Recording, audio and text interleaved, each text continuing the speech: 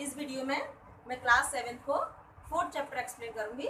तो अभी ये वीडियो क्योंकि मैं घर से डाल रही हूँ तो अभी बोर्ड नहीं है मेरे पीछे, बट इसके जो कठिन शब्द हैं वो मैं आपको इमेज में भेज दूँगी। तो चलिए शुरू करते हैं।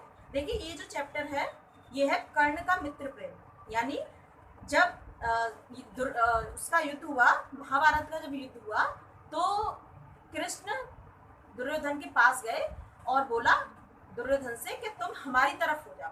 तो दुर्योधन ने बदले में क्या बोला, तो ये पंक्तियों के माध्यम से समझाया गया है। चलिए समझते हैं। तो दुर्योधन क्या कहते हैं, हे कृष्ण जरा यह भी सुनिए। देखिए सबसे पहले जब मैं आपको एक चैप्टर एक्सप्लेन कर रही हूँ तो आप अपनी बुक खोल के बैठिएगा, जिससे क्या आपको अच्छे से समझ में आएगा। हे कृष्ण जरा यह भी सुनिए, सच है कि झूठ मन में बोलिए। दुर्योधन कहते हैं कि कृष्ण जरा ये बात भी तो सुनो, अब आप इसको मन में सुनो और सोच समझ कर मुझे बताओ। धूलों में था पड़ा हुआ, कि मैं तो धूल में पड़ा हुआ था।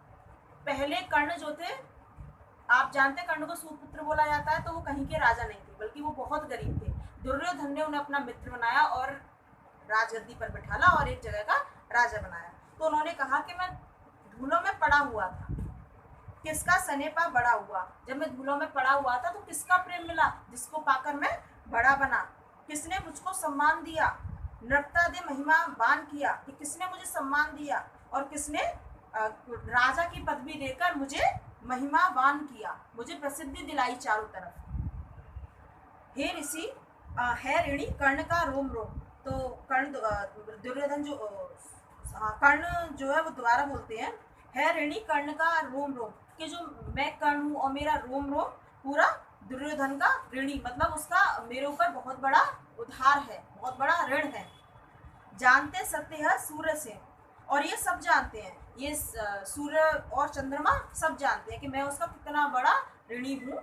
तन मन धन दुर्योधन का है, मेरा तन मन धन सब दुर्योधन का है, यह जीवन दुर्योधन का है।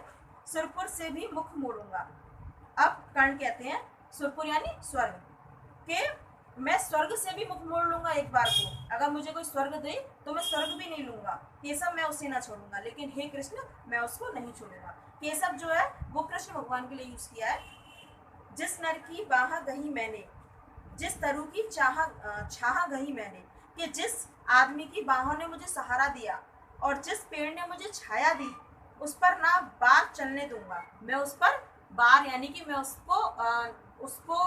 उसको पेड़ को एक तरीके से कटने ना दूंगा, और जो दुर्योधन है उसको उस पर बार ना चलने दूंगा, उस पर हमला या लड़ाई उसके प्रति नहीं करूंगा या ना होने दूंगा।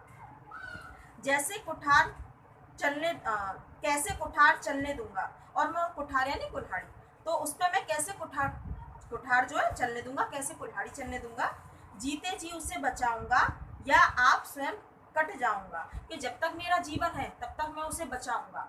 उसे बचाने के लिए भले ही मैं कट जाऊंगा, लेकिन उसको बचा के रहूंगा। मित्रता बड़ा अनमोल रतन है, कब इसे तोल सकता है धन।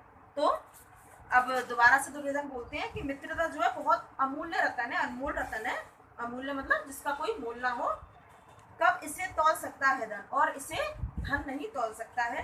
धरती की तो क्या है विसार, आ जाए अगर बैकुंठार, कि अगर सारे धरती की संप्रदा मुझे दे दी जाए और मुझे कहा जाए कि मैं दुर्योधन के अगेंस्ट हो जाऊं, तो ऐसा नहीं करूंगा। धरती की संप्रदा तो बहुत दूर की बात है, अगर कोई मुझे स्वर्ग भी दे तो भी मैं दुर्योधन के खिलाफ नहीं जाऊंगा। उसको भी न्योछावर कर दूं, कुरुपति के चरणों पर धर दूं, कि अगर मेरे पास अगर स्वर्ग भी आ जाए तो उसको भी मैं दुर्योधन को ऊपर न्योछावर कर दूं, यानी उसको दे दूं। कुरुपति यानी दुर्योधन, और दुर्योधन के चरणों पर धर दूं, यानी उसका जो भी है, कर्ण का जो भी है वो दुर्योधन के लिए समर्पित करने के लिए तैयार है। अच्छा, अब आप इसके जो शब्दार्थ हैं आप अपनी बुक में से कीजिएगा, और कठिन शब्द की पिक मैं आपको सेंड कर दूंगी। चलिए, थैंक यू।